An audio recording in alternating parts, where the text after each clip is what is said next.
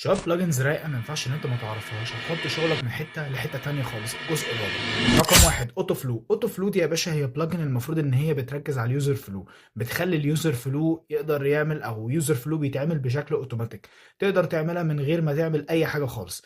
رقم اتنين، واير فريم. بلجن دي لسوء الحظ هي المفروض ان هي بتريل، يعني هي المفروض ان انت ليك عدد مرات مجانيه بتجرب فيها، بعد كده البلجن دي بتكون يا باشا مدفوعه. البلجن دي بتساعدك ان انت تعمل واير فريم على طول، انت بتكتب البرومبت بتاعك وهو بيعملها. حاجه شبه الفيرست درافت كده بتاعت فيجما بس على اقل شويه. بس طبعا الفيرست درافت ده لا يعني ان هي ما فيهاش اخطاء طبعا.